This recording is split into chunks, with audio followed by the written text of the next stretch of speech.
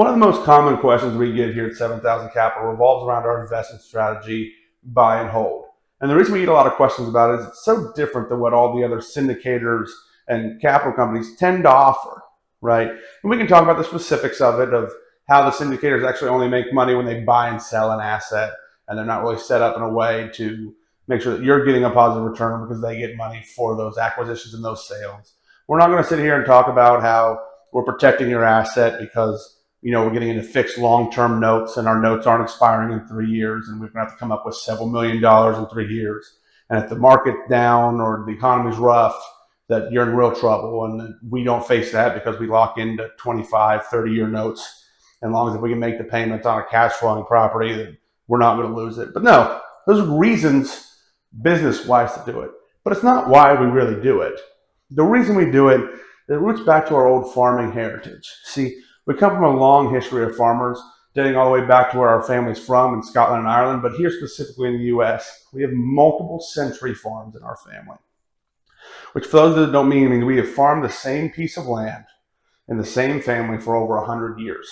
And we have multiple of them. And it really goes back to that cold, farmer ideology of you're going to pry this land from my cold dead hands. And what he's really saying when he said that is, you're going to take this asset from me only when every other option is exhausted. And that's the way that we look at our buy and holds, is we avoid the forced sales. We can talk more about how we set up financially and we're never going to be distressed or forced to sell, right? But it's the investment strategy, because that farmer knew when he bought that land that he might not be profitable. He might not take a lot of cash home for years, right? Our investments do, but that's not different from farming.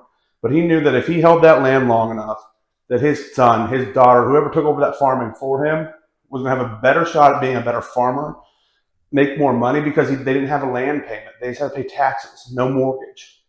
All right, we look at that in a very similar approach here as well with our investments. It's the long-term investment, right? We're not looking to get out of the land in 3-5 years to make the most profit, because we're trying to set ourselves up to where today we can eat and feed and take care of our needs, but also make it a little bit easier for our kids and our grandkids, and for our families to help cover medical expenses or take everybody on a vacation, because we know the next month there's still going to be another deposit of cash coming in to take care, to help that bottom line, so that when we age into retirement and we can't work anymore, right? It's not our turn to go to the field and plant the crop, right? Or water or fertilize or put down pest control, herbicide, that it's no longer your time, but that money's still coming in because the next generation has that opportunity to succeed, because you invested in the land, invested in the cash flowing asset that is residential real estate.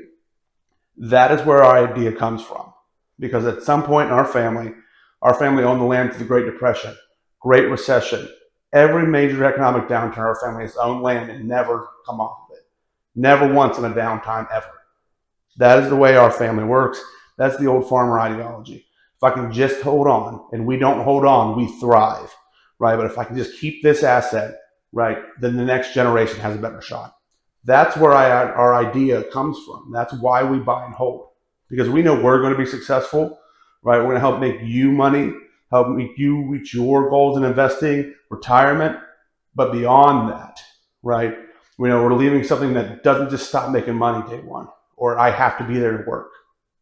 That money is going to print even after you come out, be made even after you pass away. That opportunity for that investment is there for your kids. And if you want to exit, we have wonderful ways for our investors to get out of deals, where we buy out, refinance, do some other ways to get your money back to you, so you're not stuck forever in the investment, but the investment never sells, right? Very rarely we've ever come off of it, and we've never come off an investment in a time of hardship where we haven't made major profits. So that's why we're buy and hold. We want to hold it because we know that the longer we hold these assets, the better opportunity we get.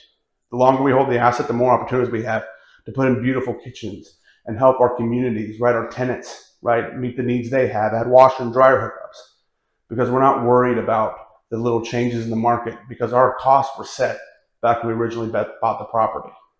That is why we're buy and hold. That is where people make the money in real estate.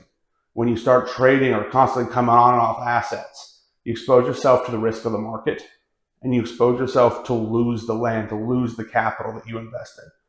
That's why we are buy and hold, because we know the value is in the land, is in the asset. And if you just hold it, Keep holding it. It's going to pay you dividends for years and years to come. If you have questions, reach out to us here at 7000 Capital. Reach out to me, Chase Henderson, chase at 7000-capital.com. And I'm glad to answer your questions. We're here for you. If you got any questions, let me know.